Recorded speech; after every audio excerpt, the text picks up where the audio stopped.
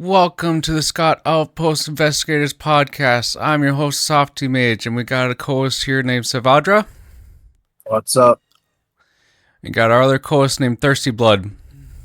Greetings, people. So today we're going to talk about Shiyu defense, and as of August, well, what is even today's date? The It 17th. is 17th, so August 15th, Shiyu defense, and then we'll talk about Deadly Assault from the previous week after. We'll go over the bosses for the next week DA, and then we'll go into a discussion about Anomaly and attack meta. So, let's start off with the Shiyu defense. What do you guys think about this Shiyu defense? If you want to go, I'll go first then. I think it was not too bad. I am a little, I felt the effects of kind of the buff being pretty heavily catered to the current on-banner characters of Alice and Yanagi. I felt that a little bit in not using either of them. It's definitely been an experience getting through the Shiyu, but it was still generally fine. Just a bit more of a struggle, I think, than usual. Things are a little more lopsided in the Shiyu than is typical from my experience. But it overall felt okay. Not great, but okay. What about you, Thirsty? Well, for me, I seeped through it because I was a little bit more on the busy side. So I used a classic team we all know, Jane, Vivian, and Yusuha. So that was the easy part. And the other team was Astra, Fufu, Corin. And surprisingly, I mean, it's Astra M1, of course, and Fufu M1. But with Corin, it was easy play, honestly. And I didn't go to the physical side for Corin, so I always used the Corin team against the neutral elements. And yeah, it was pretty fun. What I felt the most was stage 7. The Brood is as always tanky, but I think the funny thing is from the last year in comparison, where the Brood was on stage 6, I kind of have a better time now, probably because I use Astra Fufu instead of Astra Trigger, or I just played better, I don't know. But it was fun overall, I loved it. I had a good fight against Palicus with the chain team, like 1 minute 19 for a first try, is pretty solid. Yeah, how about you, Softy Mage? How was your experience? It went by quick, and I think it's because there was very little miasma, and I sort of missed that actually this week. Except for Hugo. Except for Hugo, you are correct. Hugo did have miasma, but that was basically it. The miasma stained Hugo. Again, with another, I think this is the first time that we have Miasma Hugo. Anyone noticed a different pattern on him? He was like, he parried way more attacks than on the usual, especially when he was in his miasmic state. I think I'm gonna be completely honest. I don't think the miasma was integrated with Hugo as well as with Jing, but we can talk about that a little bit. Okay. For me, it felt like he was parrying a lot more attacks than usual. Like, I always hear this ka-ching, ka-ching, ka-ching all the time, and I was like, damn, he's resisting. I think that's mostly just Hugo in general. He just has the That's no. true. I thought he had the suitcase like he does his parries and then kind of has that short moment of vulnerability and follows up with his attacks. That didn't feel any different outside of the miasma state. Like when he did that. I will say I didn't get the chance to explore inside the miasma state when it came to missing one of the parries for his slowdown. But to me, because I only played it like twice or something, and I parried all of his attacks in his super slowdown phase, the miasma really didn't feel like it affected anything. And I would go so far as to say that because of the single added enhancement of miasma being basically taken away completely throughout that phase, if you get all of the parries and the assist follow ups, you're just refunded energy for doing essentially what you would already do on Hugo. And I feel like this is just an easier version of Hugo. I'm gonna be real. Oh It's yeah. just strictly off of that. Again, I don't know. I didn't explore what ended up happening if you like opted to not do that phase in the intended way. I So I mean, don't actually know if like what Thirsty is saying is true inside the miasma shit. the thing is, I also killed him pretty fast with Corin, like 117. Uh, but it was like he moved around a lot, and in his key enemy info, I mean, it doesn't really, now as I said, it doesn't really feel like they changed much. When he's in his miasmic field, he has a powerful rush attack, and he can activate Vital View a lot. And this skill can be countered with perfect dodge or perfect assist. So it's like, it feels like the same. But then again, for me, the last time I played Hugo, he didn't parry as much. He does has his parry ability also in the regular state, but it felt like it was more often. But yeah, who knows? I think when I faced him, I think I did accidentally miss um one of his parried attacks, and it didn't. But it's still, the miasma phase didn't last that long after that, so Hmm. that's why my time was probably an extra 30 seconds compared to yours. I had a minute 43 with my Jane Bernice Yuzaha team, which is surprising. Yeah, I did kind of. something kind of funky in honor of Softy Mage and his participation of J Show's run and bun challenge thing that J Show did for the tower. I ended up using Bernice Coleta Nicole for Hugo, and I got a 151. But again, I ended up not experiencing or not feeling much of the effects of like miasma as a mechanic on the fight as a whole. So it like I feel like if it wasn't miasma, it would probably only take longer just because I have less energy in the middle of the fight and I have to Probably. balance resources a lot tighter. Yeah. The miasma helps a lot for Hugo, most definitely. Yeah. Yeah. I'm not saying it's a strictly bad thing. I'm also just saying I feel like this is the first time this is a occurrence of an enemy becoming strictly easier because of the use of a special mechanic like miasma, and I think that's interesting. I can't wait for the backlash of other people. Miasma's Miasma's too easy. Oh man, imagine the title.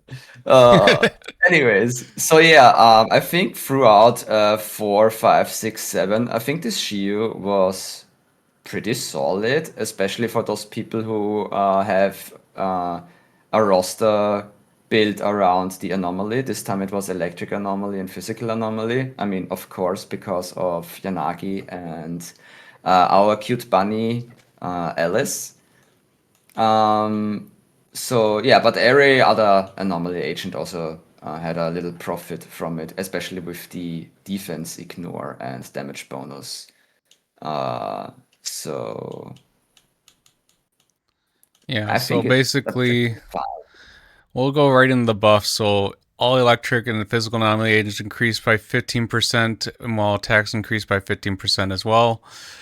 And then hitting an enemy affected by attribute anomaly agents can ignore 15% of the defense and deal with it 20% more damage. It definitely was like one half of the buff was for Yanagi and Alice and technically Jane, but otherwise it was the other boss was just partially Anomaly, but the buff was just really weak for me, I thought. I mean, I think the defense shred is usually pretty good for the Anomaly. And don't forget Piper in the pool. Piper is Oh yeah, I also, forgot Piper, yep. do not forget her.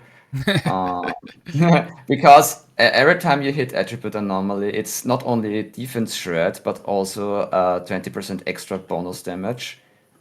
And the element chill is just more build-up rate and also increased attack. So if we increase the attack for the physical alone, it's 35% more attack, basically. Not I directly, but basically. I think I can see like where Softy is coming from. Besides the like the anomaly build-up rate and the defense shred are pretty good, and if you're not using Piper, I think you can feel the effects of that a lot better. With Piper, it's a lot more difficult because she has a lot more anomaly buildup. Just get Could innate be, to her yeah. kit, but also the like 20% just the generic damage bonus. I think is pretty lost on at least the physical units a lot, if not just in general on uh, like most of the elements that aren't uh like maybe electric but mostly ether and sometimes fire depending on who you're using. I just think like physical in general is a class where a lot of the DPSs have a whole lot of generic damage bonuses. It's kind of like designated by the gear that they equip. Fang metal being a fairly common option for uh, physical anomalies overall, and then True, yeah. support buffs. Also, generally speaking, lots of support buffs are generic damage bonuses and uh, support engines, all that good stuff. Especially if you're using like Izaha on Astral Voice or just Astral in general. I can see where that specific effect is lost, but I still think there is an effect that comes from the other two bonuses of build up rate. Oh yeah, attack also increases. The attack Mm-hmm. increases are combat attack is pretty good overall, but I I see think your the generic point. damage bonus is not as impactful. Alice has, I think, on her weapon also just pure attack bonus. Is that correct? I believe that is physical damage bonus. I It's will physical check. damage bonus. I have it myself. Yeah, 60 AM and physical damage by 20%, stacking up to 2 times when inflicting assault. That's interesting. So she really is just purely attack focused. Huh. Like the main stat is attack, but that's also a substat attack, so it's not as good as the combat attack buff or the buff specifically, but it does exist. It Mm-hmm. it does, it does. Yeah. Uh, I overall in this Shiyu, I won't lie, I am not getting annoyed with it, but I feel like in looking for what is like in terms of enemy variety, like floor 4 and floor 5. I think I don't remember if I'm pretty sure last Shiyu this Mm-hmm. was floor 5 was the doppelgangers that are on floor 4 right now, but I believe this is the third Shiyu in a row that Bangriak has been on one of the lower floors, Yep. and I, you can I guess you can only do so much with the elite enemies as they are, but uh, I'm kind of tired of Fenrir. I'm gonna be honest. I have started to dislike that enemy more and more as time goes on. Wait a minute, when I which did one the is it notes for, exactly? go ahead. The Bangriak is the frog. Ah, Um, the frog. Okay, okay. So when I did the notes for this week, I did not change ethereals from last week on that particular side. So that same side was ethereals in the last from the previous one. But yeah, this is the third cycle in a row with Bangriak in one of the lower floors, and the second cycle in a row with the Doppelganger, Pulchro, Moors, and Pelham. And again, I'm like not super annoyed with all of that. I am just kind of noticing that, and you know, outside of just, kind of being not the bog standard, uh, like Thanatos, Dolahan, Farbuti. Uh, we have other elites that like could be there. I think The I crab. don't honestly know them on the top of my head. I do want to see Fisher Crab at some point. Yeah, And this would be that would epic be if you- interesting. Just enter it in with the fisher or with the chests, and you have to pick which ones. It doesn't matter. Actually, you're still gonna fight the boss. That would be Whereas, awesome. like in the free tower, tests. Yeah, They like free do tests on the Shiyu ground. That would be awesome. they do what they do in Tower, and they put 6 chests on the field in front of you, but instead of being free chests, they're all Fisher Crabs. yep. Just one of Three them's Fisher actually just gonna crabs at spawn. once. Imagine. This would be interesting. That would be so funny, actually. I want to see that. Especially they are pretty tanky with their shielded claws. They remind me of the other ethereal on the Vivian ethereal. What was it? Tepes? Tepe? Tapatia. Tepe, yeah, Tepesh. Pretty similar, but the crab looks better. So let's start. Do we have anything to say about grouping wise for all these against all these enemies? Because right now I think the Guardian mob was, I think, a little bit harder to keep them together. Sort of say when you faced against that.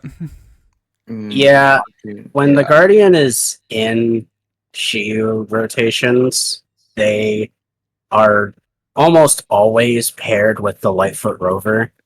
And those two enemies, just in general, are very evasive enemies and very annoying to play against. Very mobile, very do not like to stick together or do anything that could mean you get a quicker kill on them. They're weaker, so they do die faster naturally, but you generally have to focus on one at a time. And I think that's it's an aspect of play that, isn't seen very often, but when you're focusing on the one of them and then the other one just kind of bodies you from off screen because it just does its own thing, like especially when it's not indicated. Like the Guardian has the machine gun little attack that it doesn't have an indicator for that. It'll just fire that at you while you're like trying to fight Lightfoot Rover or something, and just like stagger your agents ever so slightly, and it gets super annoying. Yeah, we have only a few agents who can deflect these bullets, but for that you're not allowed to attack. So that you have to Yeah. run around like with Miyabi, Neko, I think, and a few other agents like Envy also are able to deflect those bullets. So it's always a little bit weird. I run it out most of the time, especially with Corin when I run her. I just focus the Guardian immediately every time. Yep. Like if you're under it, the Guardian. bullets won't hit you. But I just focus the Guardian first, most situations. Yep, I same think here. it depends on the grouping. If I can get a snack on the little guys first, I will do them. Because the Guardian always teleports to you or jumps to you. So I'm like, you know what? If you come to me, I will get to the small fry first, because he will come to you in some instances anyway. So, what actually about the grouping on the later stages, on stage 7, this becomes a little bit more annoying, especially on the Rampant Brood, if you guys are willing to jump with me there. Yeah, so the Flame Cantors Cantor. and the Miasma Walkers were just not wanting to stay together. Especially the walkers. They were very annoying. I got caught off by surprise on the first run. Because like I was close to killing the Cantor, and then I found out later on that he actually survived both of them, and they were separated like on each map, completely on the other side. And I was like, guys, how? Why? Like I restarted because I was like, nah, I'm not doing this running. I restarted probably a couple times because I couldn't get the miasmic walkers next to the cantors, and just I had to like face each one individually. It was very bad. Yeah, So for what I some did, reason, yeah. also I mentioned I used Bernie's Khalid and Nicole. I used that team on that half of 7. For some reason, the the walkers are like, normal tier enemies, but they aren't able to be grouped by Nicole's bubble, or like Nicole's EX. So it does make focusing on them really obnoxious, because they just kind of separate from the Flame Cantor, and then the Cantor himself also sometimes just does really long range attacks, just like Mm, kind of zips from where it spawns to like somewhere else on the field through like one or two of its attack strings, and it's just like, all right, well, now they're just going to be firing projectiles at distance, and you can't kill them immediately. And also, when they die, they are not fully dead, and the Cantor will sometimes just out of stun, because for some reason it also has enough health where you can't one stun it in a lot of situations. It just will do its little summon attack and then yeah, revive the walkers. And it's Yep. while not I really think that's a cool mechanic, it's I really like the idea. I also am like, man, that is quite obnoxious to try and speedrun around. I've more often uh, got like my main focus was on the cantor, and then the walkers were still shooting me, and I could never dodge their little bullets. And I wanted the walkers dead, but I couldn't focus on them because the cantor was just so all over the place, and that's where my focus on my when I was playing it was going. So I don't know why. Yeah, I think in that floor, the Cantor Wave is definitely just harder, just straight up harder than the Razor fight as a whole for the Rampant Brute. But yeah, that's a thing. Mm. So what I noticed is, I mean, if we read the text, the walkers, if you kill them, they have like their shells on the ground, and the flame counter on the text does create sometimes those miasma pools, and with those miasma pools, the walkers are basically revived if they get in contact with. In my case, Oh, with my Corin team, by the way, I had Corin and Fufu and Astra. So what I did is I ran on one of the sides to line up to have a straight line of Walker, Cantor, and then far behind the other Walker. And I just straight in went with a Corin dash attack, switched in to Fufu EX. Most of the time, the walkers are very easy to stun. If I get a stun there, the counter comes to me, and sometimes I think the walkers also have a flash. I was able to get them together, got another chain attack then on the other walker, on the second one, killed both of them, and then I was able to focus on the flame counter. So I was like, I focused on the two little guys first and get them straight in line with my team to kill them as fast as possible. Because they will move away from you slowly and steady and shoot with you always, and this is super annoying with the counter in combination. So I was like, no, you guys go down first. I want to quickly point out a thing that you mentioned that I didn't notice before you mentioned it. In the key enemy info for the walkers, you had mentioned that if they come into contact with miasma pools, period, they revive. And I didn't realize that, but that also like reveals to me, that means that almost all of Flame Cantor's attacks will revive the walkers, because I think all but one or two of them, he leaves a miasma pool on the ground immediately after the attack finishes. So it's, unless it's deflected or like parried, and so that just basically means you have to focus the Cantor or kill the walkers and then get the Cantor away from them, so that doesn't happen. Yes, or stagger him. So this is where the heavy hits come in place, which are pretty important. He also gets staggered if you parry his attacks, so parrying him is also pretty important. Because in his key info, I'm not sure, did you read it through or I not? did.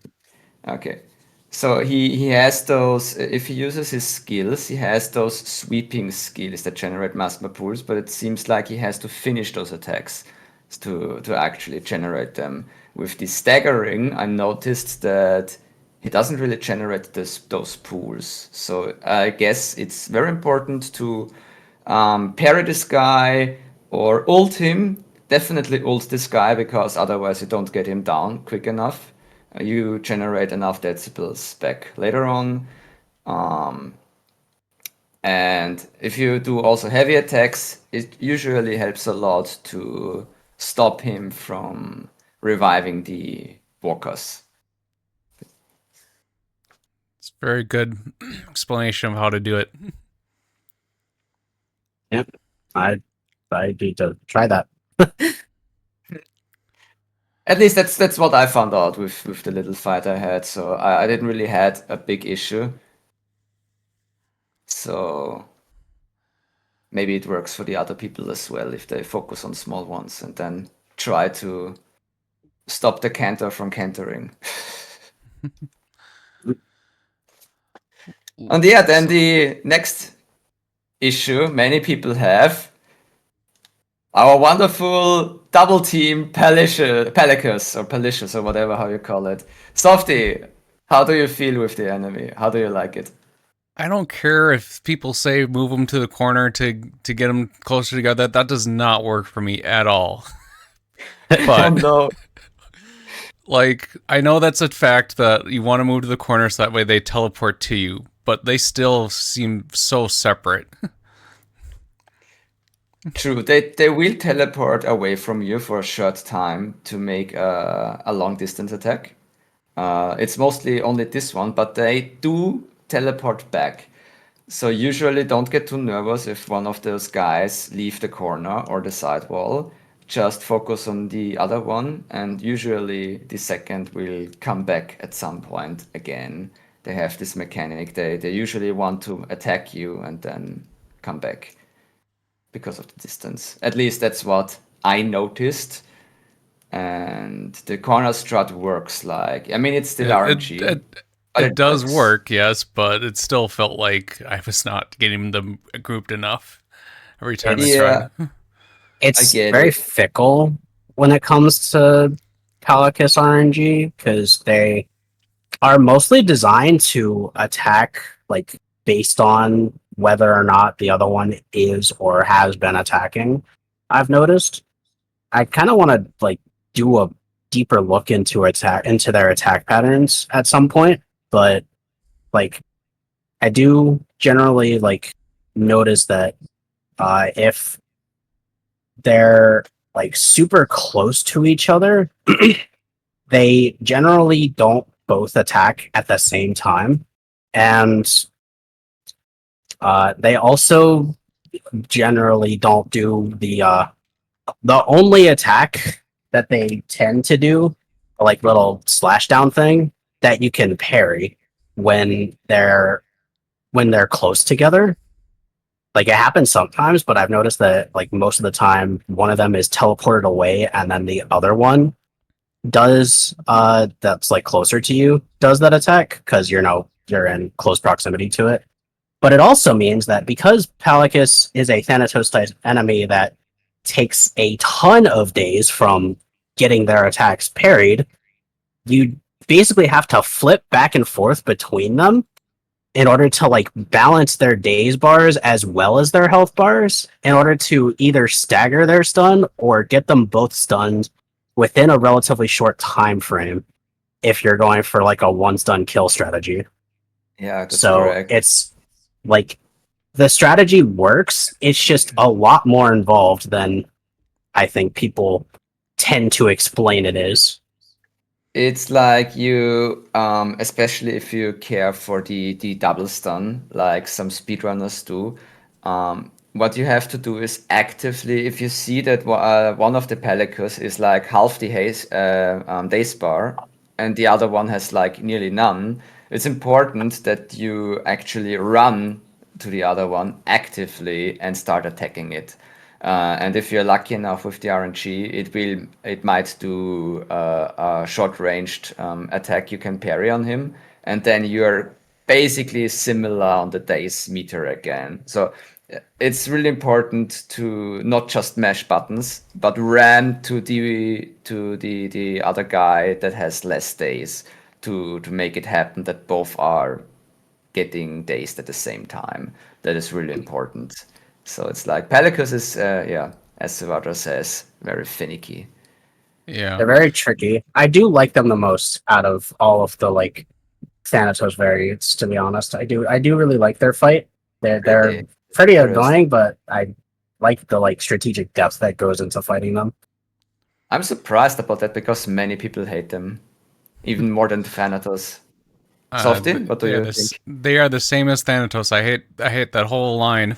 So, my only question was the invulnerable state. Does that happen? I sort of forgot since it's been a little while since we faced these guys. Does it only happen when you beat one of the two, or was it at a particular time that invulnerable state where they just do slashes for a bit? So they have There's two oh, so, invulnerable states. yeah, exactly. Yeah, they have two invulnerable states that they do. One of them is their combo state, which happens when both of them are below half health, or at least a combined total, I think, of half health. I think it still happens at some point if you're like strictly focusing one and then like get it down to like super low health, and then they're both like have an opportunity to attack. Because like it also doesn't happen if they continue their cycle of like, you know, if you get them both below half health and then they continue a cycle of, staggering their attacks like they usually do, or if you like inflict anomaly on them to interrupt them, and like corruption or ice, that doesn't happen in those situations either. They both have to be like available to attack, basically. But it happens usually when both of them are below half HP, and then happens a second time when one of them dies. Then literal next opportunity that the alive Palicus gets to attack, it will be the invulnerable phase. Yeah, That's what I the thought. frenzy. It's the frenzy state. This will immediately happen as soon as they can, animation-wise. As soon as the other dies, that's like a fixed algorithm. You can block it if you stun it soon enough. So if you're good enough with managing days meter and also agent swapping, etc., if you bring it down in the next 5 to 10 seconds, depending on staggering and animation time, you can stop the frenzy by getting him into the next days mode. But you have to be quick, and it's also RNG based, so you can be also unlucky. Otherwise, yeah, you have to deal with the next invulnerable state. I just remember like when he was in the involvement state, I was on Astra for some odd reason, and I was able to dodge all the attacks while just dancing. Basically, it was pretty funny. That's true. Astra makes it pretty easy. She just dances around with her. You can do it with EX and just spin her around all the time. It's super funny. But yeah, I think this is about Pelicus. I Yeah, don't mind the enemy, but I don't know the corner strategy. Even I mean, I use it as well. It's kind of cheesy though, and so I don't really see it as how you call it, like tactically.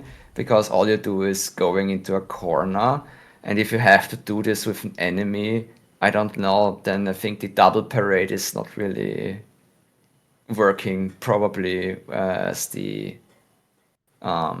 creators decided to do it. So like, but yeah, on the other side, if you leave them in the open field, it's super annoying. So basically, what you do is you want to have it easy. So what you go into the corner, give them the white heads, both of them, and well, the corner has 90 degrees, so get some heat up. Okay. I'm sorry, I couldn't stop myself. I had this fucking joke like for such a long time. That's okay. I dig it. I like it. Oh man. Let's go to the next topic, please. Anything we want to say about any of the other lower levels? Because I think we did cover them pretty extensively. I think we were thorough, yeah. Yeah. I Let's go. don't have go anything ahead. else. I don't Okay. have anything else. All right, let's go to Deadly Assault bosses that were just in the previous cycle. Miasmic Fiend, did it feel easier after doing it the second time? It did, honestly. But then again, I didn't do the mono challenge, so it was way easier. I actually agree that it was much easier the second time around than it was the first time. Absolutely. I even got my, I think, the highest score yet, but I still need to break the 50k. But this is now whale perspective, so for everyone lower, I stand by my point I said in the last podcast. The enemy actually favors lower players because if you get 5k performance points, you just need 15k damage points. And if you have anomaly agents, especially on physical weakness or ether, it will make it easier. And yeah, I think that's about the Fiend. Unless Sevatra or Yusuf, have something else to add on that enemy. Vivian and Jane make that fight really easy. But probably Vivian and Alice and Yuzaha.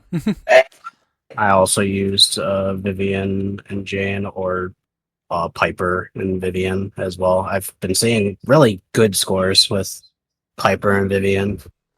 True. But yeah, not doing the mono element challenge is made things a lot more interesting with the boss, because like, it doesn't it does feel like better to play, I think, when it's not just a physical, like an all physical team. The ether staggering its kind of super long attacks is pretty good, I think. And also having that capability to reach the sun bar a little faster with with triggering those anomalies, and also having the defensive assists from say Vivian, also getting the guard feathers for our blooms. It's been a nice time. I'm still sad, and I will forever be sad about the fire resistance, but it is what it is. Oh no, no burn is chill. Ah, poor Sevatra. Yeah, I think I forgot that I first did Vivian, Jane, and Caesar on that part, and that's because I did for this DA challenge or DA week. I did a no ultimate challenge, and that one and the Deadly and Butcher, because I had Miyabi on that one, but those two fights without doing ultimates was actually not as hard as doing the Marionette, but we'll go into that later, or those other two bosses later. But I thought that I do agree with the fact that what Thirsty said about the points is that it's an easy 5,000 points to get everything to get that, so that way it helps those players. As long as you don't get hit. Yep. Yeah, as long as you don't get hit. Yeah, you need it. And you have to let the pools explode inside your circle. What is it called exactly? Like circle thingy?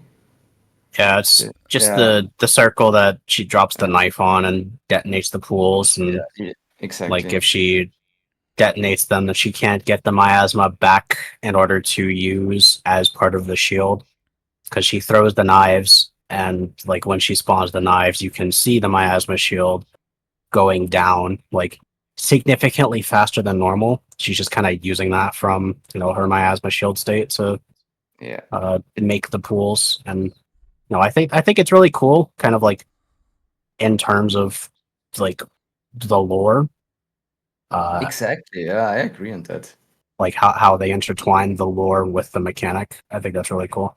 Now, especially also if you noticed in the story, they use miasma also as pools. Like they throw like puddles around. You know what I mean? So what they basically do is they have miasma inside. Like also Yishuan had to absorb the miasma blob in the story. So it's like a give and take. And if you attack with the miasma, you basically lose some of the miasma you have accumulated. So it's like a big blob of chunk you have inside you, and you can use it for attacks. You can get it back or not if in this case, we as proxies let the miasma pools explode. So it's quite interesting, lore-wise. I like it also. I like it, the mechanic, and it makes it easier also to kill the miasma shield again if you care for that. I think I heard someone a little bit tipsy about it. Softy, do you not do that? No, what I was gonna say was Yuzaha's parry was because I replayed the Miasmic Fiend with Yuzaha in it, and that was sort of fun deflecting the darts with her parry abilities and Very. basic parry. Yep. And then what I did find out is because I thought I heard you could parry the whole attack for the when she comes down and sucks you in and wants and does the little blade slices. I thought I heard you can parry that whole attack with Yuzaha, but that is not what happened when I tried to do that. So when I tried to block it, I still got hit. I did see that in proper effect. It is doable. I did see one very skilled player not do it. Yeah, It's moderately difficult, but it is doable. it does It's vary. like I think it involves dash canceling the like mini vital view immediately after Yuzaha's block so that you can immediately do another block stance. It's essentially just farming sugar points for Yuzaha, which is really funny. Exactly. Yeah, yeah. I did it too. Look, funny enough, I did it the first try, but like not knowing I did it, you know. So when I tried it again, I noticed the first parry is easy, but I actually didn't consider to think about the dash cancel again. I will try this the next time. So what I did there's variants to it. What you can do is, if you have enough, if you save your EX for Yuzuha, you can parry, wait a little bit for the animation, and then activate her EX. That way, if you time it well enough, you even get the hit on her for the assist or chain attack, depending if you have M2 or not. This works, or what you can do is using the ultimate, the start of the attack won't hit the fiend, but later on the last hits actually should be able to hit the enemy in its last animation. So those ways are possible to completely deflect the damage of the fiend it does. But it's trickery. You have to time it well. Otherwise, you get miasma bombed. I need to work on dash cancels then. Yeah, it's possible with That's Caesar too. By the way. it's a trickster. I've also come across a couple other situations with other agents that I've been able to use some of their super long animations to my advantage to skip that and immediately trigger quick assist as the blade slashes end. Specifically, I've played 2 PvP matches in the past like 2 days where I ended up using Nicole's EX and extended EX, where Oh, you really? like use her bubble and then like charge as much as you can, and then you input a spin to make her sit down on the on the suitcase and do another phase of charge. And that animation lasts just long enough. It's pretty tight, but it's just long enough to be able to survive it. And if you time it exactly right, you can get the bubble on the fiend right as it like reappears and can get the quick Wow. assist. It's pretty tight.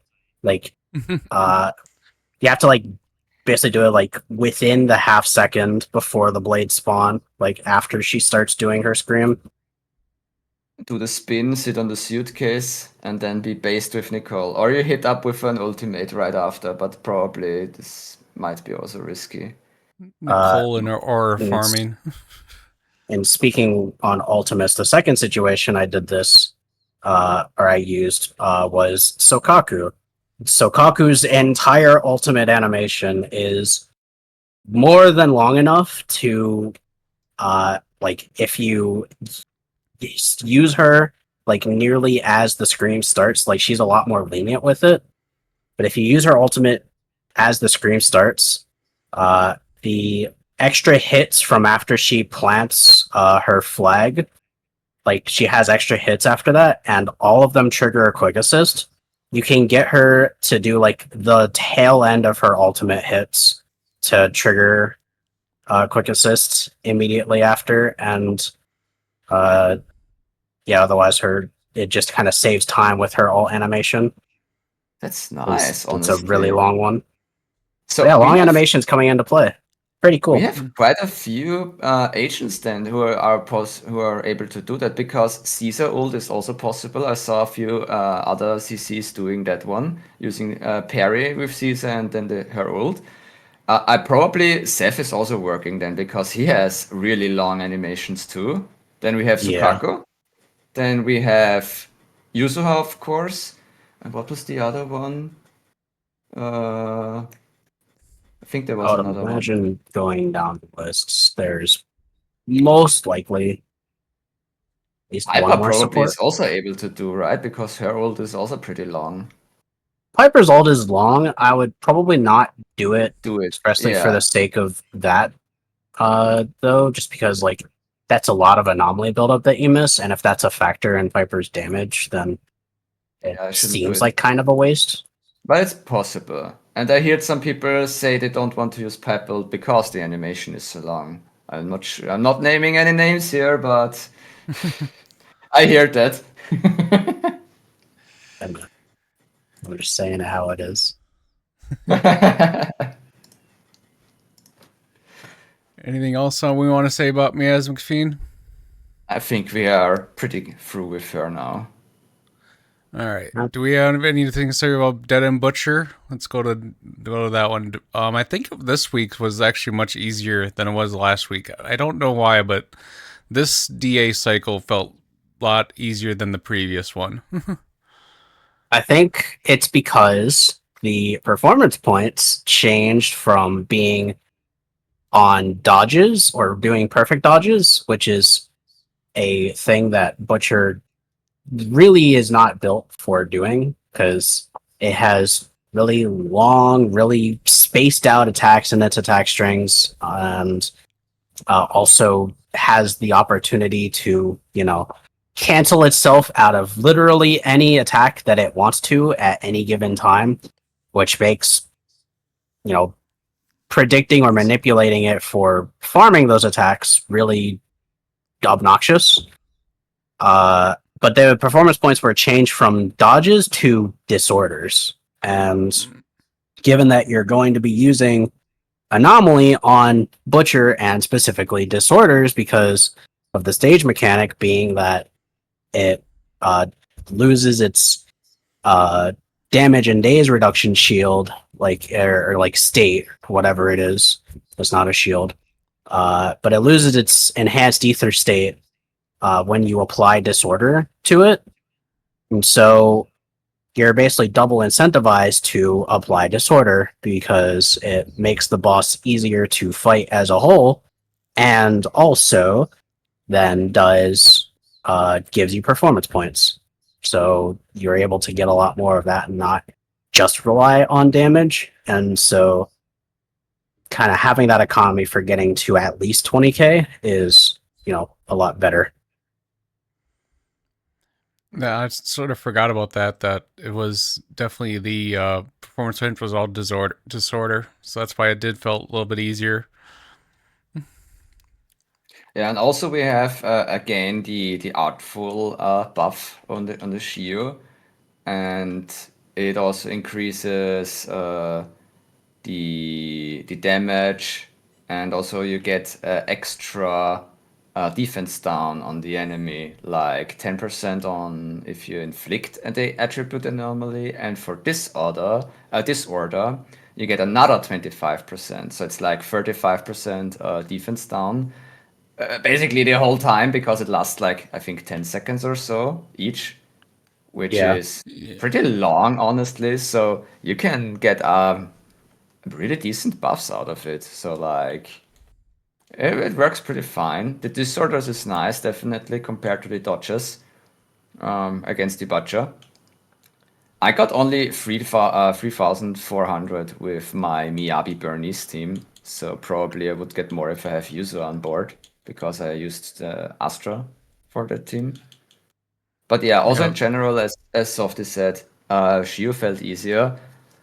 I think I have one of my highest points ever. Like the other time where I had higher points was like 6 months back, where I got a total of 140k. Now I'm on 138. But I sweated at that time, and this time I was like, I did like 2 or 3 tries and I was done. So that's not really comparable. I mean, I'm lying. I did had more tries on the Marionette. I got a little help from a few people with Hugo, Fufu, and Lycon. So I had a little fun with this team. I don't need lighter, you know. Who needs lighter Mhm. anyway? I have the little silly tiger. Who is that guy? Yeah. Irrelevant ass character. I did not actually I get Lycon for the banner for the selector because I didn't feel like I wanted to play him. I didn't want to build him. Fair He's my enough. only Yeah. standard character that I do not have, or standard banner character I do not have. But at the same time, I didn't want to build him, so I was like, I'll just get Rena's M1 instead. Good choice. Good choice. I am in the opposite boat of Thirsty Blood. I have been using this butcher specifically, but overall I am gonna be kind of sweating at this deadly assault before the cycle is out, because I want to try and get past my highest score, which has been 120k. Uh, Actually, that's a lie. I broke 130k a couple of cycles ago, but I now have, thanks to the end of the previous banner, Yuzaha and Miyabi, I was able to squeeze out getting Miyabi's signature, Hailstorm Shrine. And so I was like, sure, I'll give this an actual try, and used Miyabi's mono ice or dual ice best in slot team with Yuzaha and Sokaku, just kind of to, try and practice and see how far I could get. And I've been seeing people kill boss Notorious Butcher with that team, even without Miyabi's signature. And for not being relatively practiced in Mono Ice as a whole, because I didn't have Miyabi's signature, and thus I didn't have good crit rate for build-up and all that stuff, I have gotten my highest single bust score to date in 54.5 thousand, which I Dang. think is pretty good for like 2 days or so of practice leading up to that. That's So really that was good. pretty good. And I want to keep chasing that. So I'm going to probably shoot for 60k at least. I want to I see you have a kill, man. I want I a will kill one question. day. I have a question about your Miyabi. Do you use Anomaly Mastery on disc 6, or is it attack on disc 6 for you? I have felt a lot more comfortable with Anomaly Mastery 6 on not just specifically the Yuzaha Sokaku team, but especially that team, because you're getting a 2200 attack buff from both Yuzaha and Sokaku, so attack is not really a necessary factor there. But just in general, I've been feeling Anomaly Mastery 6 has felt a lot more comfortable to play because they behind the scenes, the developers, I have heard from the grapevines of the theory calculators, I've heard that they noticed that the anomaly buildup rate, or like the base anomaly buildup rate of uh, every boss for the past 2 deadly assaults has been increased by 10%. Yeah, And I heard so that too. basically, anomalies take slightly longer to build up naturally per agent now on deadly assault bosses. And one is, I think it was mentioned in the, I don't remember if it was mentioned in either the last podcast that we did on Shiyu or Tower, but one, it's very interesting that they did this a in a patch that favors Anomaly more. Like they're like actually trying to balance out the Anomaly power specifically. I find that interesting, but secondly, it's just kind of felt like for most of my Anomaly teams, not even just Miyabi, Anomaly Mastery has found a lot more use for like keeping the rotations that I'm used to, if that makes sense. Nope, Mm. yep. I definitely agree. I tried one time with attack instead, and I got like 1,000 points less. I don't know if it's specifically on Butcher or not, but there was one time where I tested it, Switch, and I lost 1,000 points compared to the when I had it with Anomaly Mastery. So I was like, I'm gonna stick with Anomaly Mastery. And then I did watch a video where they suggest for Miyabi being Anomaly Mastery for Mono Ice. Yeah, Yeah, like it's it's felt more definitely comfortable. The only it's situation great. that I've tried where I haven't found better results with Anomaly Mastery currently, and this is it's really funny why this is the case, but uh I tried one uh in one PvP a little bit ago. I tried Mono Shock Yanagi with Seth and Rena, and in that team, I triple stacked all 3 of their slot 6s to energy regen, and it scored higher by 1,500 points consistently than having Dang. Yanagi on Anomaly Mastery or Attack. It was interesting and funny, but that's the only situation where I've found that I Anomaly mean, Mastery has not benefited me more.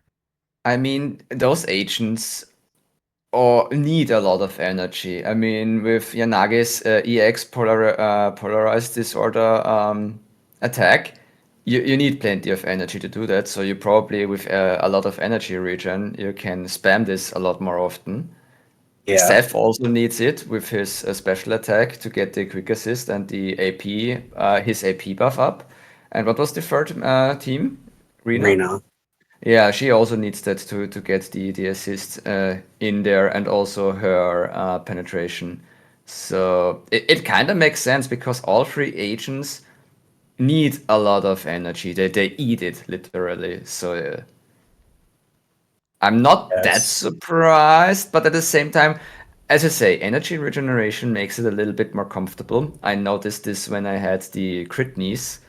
I prefer to play with energy regeneration crit knees compared to the attack one because you're so low on the energy, it's like hard to keep up. Or maybe I'm too dumb to play that because if you're skilled, you can do it. But I mean, who am I? I play Anomaly So Core and Crit Piper. I have those so skills. Oh, true. So when I first played Bernice as a main DPS, I did do not energy regen, as in like both the disc and the slot 6, and I felt like I did have the energy to keep up with that. But when I played it, how Savadra does it is just as a burst DPS, and then the tick over time while your stunner does your thing. That was made it a lot more easier to play, but it's still I can play both ways. It's just that her buildup is not as great, or I felt like I was missing damage when I was doing mostly energy regen on all of the discs. Oh yeah, right. Actually, I played Bernice, Critney's on field. Right, because Fufu is not really on fieldable, and also Lucy, so I had to on field Bernice. Maybe that's the issue why I was more comfortable with energy regeneration. Makes sense actually. If I had stunners, other stunners, like Yeah. Thingy or so, it would be way easier. Yeah, sure. It was the mono challenge. I'm dumb. I forgot about that one. Yeah, playing the Kaleda, Bernice, and Nicole for the Run and Bun challenge was very, very fun. And thank you, Seb, for the tips on how to play Bernice because I was mainly gonna go more on field, but I need Kaleda is more of an on field stunner than ever, and definitely against Jane. I need those dodge counters. Yeah, no problem. I saw the fight. It was pretty well done. I also Hmm. saw your DA runs uh, without the ultimates. It's quite interesting. We will definitely take that into consideration for future challenges in our Discord server. So My, your my idea and suggestion won't be forgotten. Don't worry about it. just remember after you do the challenge that you have ultimates that you can use in other fights. Because Maybe. I did a couple PvPs or I did a PvP and I was like, wait a minute, I have ultimates again. I can use these. Completely forgot Wow. about that. He's restricting his true power. All right. Do we have anything we want to say? I know we're probably done with Butcher, but do we have anything we want to say about Marionette? Because I feel like the fact that she favors electric even though she's not weak electric was interesting. And then also I did force fire on her because that's my best attack DPS team. The I mean, the introduction of Marionette with Deadly Assault as a whole was uh the electric like part of the stage buff was there like when Miyabi was introduced because I was basically shilling Miyabi and Yanagi as a very good core as a team, and they are. But it's like for one Deadly Assault cycle at some point in the past, like I think it was somewhere in 1.7, they changed the stage mechanic from being about ice and electric to being about ice and ether properly.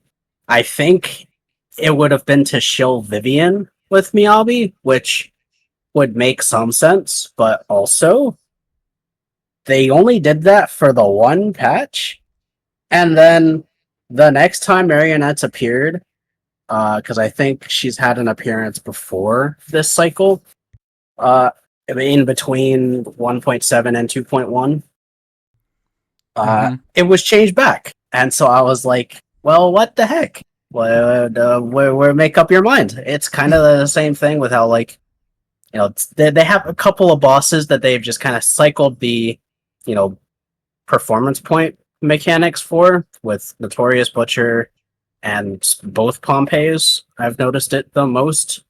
mm, It's like I guess they're still trying to figure out like that sweet spot of kind of balance that they want to make and cater certain bosses to, but also Marionette's just kind of a pretty all around type of boss, has no specific resistances, and it's mostly ice favoring because it doubles down on the ice res weakness, and also the ice damage modifier. true. So it's like it's a pretty ice oriented boss, but I think the fact that it has ether res and also like the electric on the damage modifier, uh, despite electric being element neutral, uh, kind of gives it a whole ton of options for you to use that are like those three elements specifically. And even with like, you know, truly neutral elements, physical and fire. Like you can do pretty well with it. Like it's an overall easy boss, I think.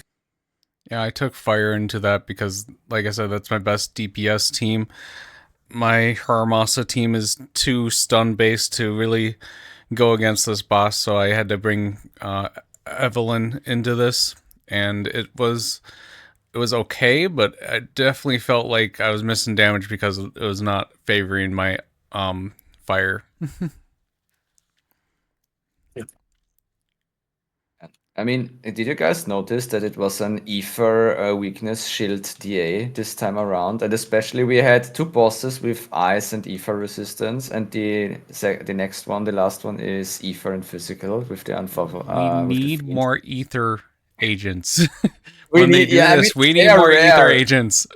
They are rare, you know, Yeah. but it's like funny. Like we had like always shield on the bosses, two anomaly shield DA bosses, and the other one is you can use anomaly or stun. And about the marionette, it's funny for me. I still don't get it why she has the electric damage buff. It is so confusing to me because why isn't it like ice and ether? You know, like no, it's ice and electric Well, it's on like I an said, it's for the Miyabi shill, the like Miyabi Yanagi shill is yeah, but mostly the still, reason. it's like it doesn't make sense. They should change it. I don't like it. I This gives agree. me like I don't know. This gives me miasma. Like please corrupt me. Please. Okay. All right. That's true. Okay. I don't want to see this anymore. Please correct it. You know what I mean? So, Yeah. yeah, when English is not Englishing. Anyways, I think we finished the DA. Let's continue. Yeah. Let's go on to our final point here that we want to do as an off topic. Are we ready for anomaly meta to switch to attack meta? Because that's what's Yes. probably going to happen for this next patch or coming up. I'm so excited. And I just can't hide it. Yeah, no, I'm ready for it, but I will probably skip feet and I will get straight to the Orphe because I need extra fire attack. I might do a funny because I have so many pulls and my finger tingles. So I probably will do like a half summon, 40 pulls going into seed, and if I get it, okay. If not, also fine. That's all to it. Because Seed has interesting animations, like her combat seems to be very interesting. Yeah, let's not leak. Let's not go into Anyways, leak territory, but we'll yeah, say that no way. it's. yeah. But we will see how it happens. Yeah. Moving on. I am excited for the prospect of the anomaly to attack, focus, because I have a relatively well balanced account in terms of my attack options. But comparatively, I know that my account is a lot more anomaly leaning, and with the announcement of Seed and Orpheus both being attack agents, it's highly possible, because one, Obal Squad, and two, I think they are tending to give more of the aftershock mechanics to like the attacker archetype as a whole, like attack stunners and uh whatnot. The exception being Yuzaha, but they've like kind of tended to give more aftershock types of attacks to the attacker like playstyle overall. And for those two reasons, I get the feeling that highly possible reruns, which we will end up finding out probably later this week, because of the special program, if not next week. A highly possible rerun will be Trigger, and I've had my eye on her for a little while since I had to skip her in 1.5, but I'm ready for the Trigger rerun.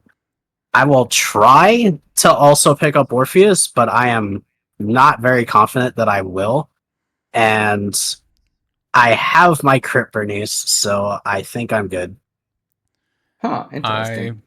myself am probably going to be. I'm still debating on if I want to pull anything in the next patch, but Trigger, I still am gonna skip because I have my Jufufu. She's my off-field stunner that I feel like is, I don't know, better, but it still felt I like her playstyle more so than Trigger's. I I mostly get want it. Trigger to round out uh, one of my full 8 teams that I have on my account because I like having the diversity of those options and like mix and matching a bunch of things. And I'm also going to be doing a second iteration of a challenge that I did a little while ago where I basically arranged all of my agents into completely distinct and unique teams with unique builds and gear and such, and basically try to use all 8 of those teams to uh, clear Deadly Assault as much as possible. So, like, get 3 stars on every stage with all 8 teams, and it's a lot, but I enjoyed doing that. I think it's a good kind of benchmark type of measurement for kind of where my account power stands overall. The last time I did this, I had 6 full teams and I got 53 out of 54 stars in total that I could get. So I have a lot more options this time and a lot more variety. And that's just like how I like playing the game. So I hope I'm gonna do that again and it'll be great. And Trigger I will be very good for that. I hope you will have also enough time, my friend, It'll be fine. because you need a lot.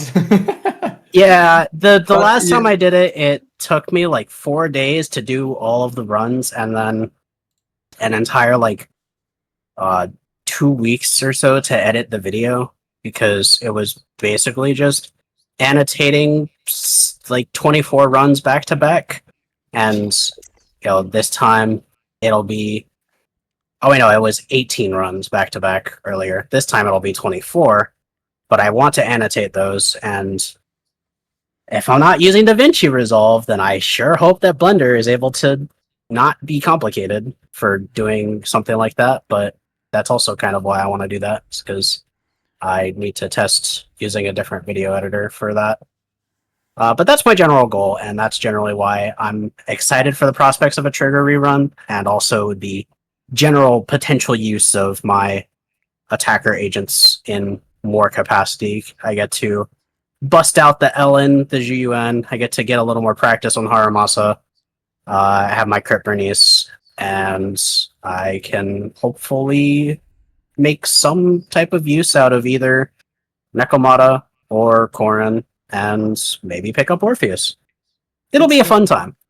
Current gameplay. Let's go. If you Let's need anything go. current related, I will be there. Yeah, my account's very even for attack and anomaly base. It's just more the fact that my mainly built teams are anomaly based, so I need to refocus and make sure all my teams are even, so that way I don't have just one attack team that's very good, which is my Evelyn team. I need to add my Yizhuan team. Technically, that's an attack team. I need to fix her to be better, and I need to do better gameplay with her too, because I know there's plenty of actions with her that I'm not doing correctly with the dodge, with the counter dash cancels and stuff like that. But and I do need to work on my Zhu to get her back to a usable state after 1.4. So Mm, yeah, I think I also have a pretty balanced account. And the main reason why I'm going for Orpheus because I need fire attack. I still to this day haven't really leveled anything fire attack relevant apart from Bernice and Stunner Fufu. So the main idea is to actually misuse the little change of Critney's, Fufu, and Orphe. This would be an idea I have in mind. I want to test as soon as she comes out. Should be very interesting. And then we will see, of course, how the agent turns out with passives, etc. then I will test a little bit more into her and see what team combinations I can come up with. But yeah, she will definitely help my roster. And what I'm hoping for, and R2 probably might be happy to hear that, I need Harumasa because he's one of my highest leveled electric attack agents that I actually benched because I'm so bad at him with M0. I need his M1. I hard grinded his engine. I lost the 75 to him as well. Mm-hmm. I got his engine in like 150 pulls or 60 pulls. Like I have him. He is on my account. He is good. But I need his M1 to actually use him because I'm so That's bad with com- this. that's Yeah. completely fair. Yeah. M0 Haramasa is really hard to play. Yeah, so I really want that. So then I have electric DPS covered on the crit style, and hopefully also fire as attack DPS and not just anomaly. This is my main goal, and then my account basically should have everything, like all elemental advantages on the anomaly side and also on the attack side. No, I'm lying because I don't have Yanagi. I think Yanagi is the only electric anomaly right now. That is Or true. am I? Yeah, so I don't Well, have. there's Grace, but we don't talk about her. What is Grace? I have her M3. I don't need her. What I was gonna say was I'm still debating on Seed because my Haramasa is my main electric, and I still need to relearn how to do him since I haven't used him in a month. But that is my main only electric attack or electric damage in my account. I do have Grace, but I've not been really good success with using her. So I need another electric attack agent, and that's why I'm debating on going for Seed. But we'll see about that. I have seen Grace do better these days with with Yuzuha, but yeah, it's generally just Yuzuha moment. In any case, Yeah. it is what it is.